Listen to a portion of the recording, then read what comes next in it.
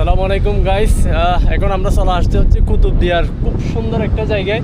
কুতুবদিয়ার মধ্যে যেগুলো পর্যটন কেন্দ্র আছে এর মধ্যে একটি হচ্ছে বায়ু বিদ্যুৎ কেন্দ্র। আপনারা যদি কুতুবদিয়ার সৌন্দর্য উপভোগ করতেছেন তাহলে যদি বায়ু বিদ্যুৎ কেন্দ্রে না আসেন তাহলে আপনি কুতুবদিয়ার পুরো সৌন্দর্যটা পাবেন না। কারণ এখানে হচ্ছে এই দেখতে পাচ্ছেন হচ্ছে সানসেট দেখা যাচ্ছে, কিছুক্ষণ পর দেখবেন। এখন হচ্ছে 3টা-4টার দিকে এই সানসেট, ওইটা হচ্ছে কিছুক্ষণ পর সন্ধ্যার দিকে দেখবেন যে মানে একদম সমুদ্রের সাথে মিশে যাচ্ছে। এই দৃশ্যটা আপনারা দেখতে পারবেন। তাছাড়া এদিকে হচ্ছে আপনার সমুদ্রের কিনারায় যে ওই আপনার ব্লকগুলো দিছে, হ্যাঁ, এখানে চাইলে আপনারা পানিতে নামতে পারবেন, হালকা করে হাঁটু পরিমাণ পানিতে পানি ছুঁইতে পারবেন।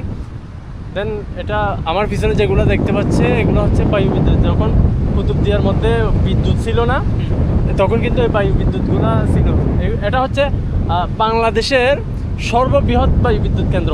এটা সর্ববৃহৎ বায়ু বিদ্যুৎ কেন্দ্র, বাট কিন্তু এখন অচল অবস্থায় আছে। এখন যেহেতু বিদ্যুৎ চলা আসছে এখন মানে মোটামুটি একটা লস প্রজেক্ট বলা যায়। ঠিক আছে, পাকাগুলাও ঘুরে না, দেখতে পাচ্ছে পাকাগুলো কিন্তু একটা কিন্তু ভাঙা ভাঙা, কিছুর একটা পাকাও নাই, আর কিছুর হচ্ছে 2টা আছে, আর কিছুর একটা আছে, এই অবস্থা আর কি। তো যাই হোক, আপনারা যদি কুতুবদিয়া ঘুরতে আসেন তাহলে মাস্ট বি এখানে চলে আসবেন। আমি কুতুবদিয়া আসলে প্রায় সময় এই জায়গাতে চলে আসি, কারণ এই দৃশ্যটা, এই জায়গাটা আমার কাছে খুবই বেশি ভালো লাগে।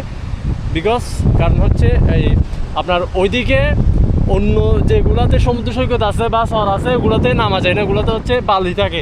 বাট এখানে এদিকে যে ব্লক থাকার কারণে এখানে কিন্তু পানিতে নামা যায়, এটা হচ্ছে সুবিধা। এই জন্য আমিও হেলাল ভাইকে নিয়ে আসলাম আজকে এদিকে এই দৃশ্যটা দেখার জন্য, এই জায়গাটা দেখার জন্য।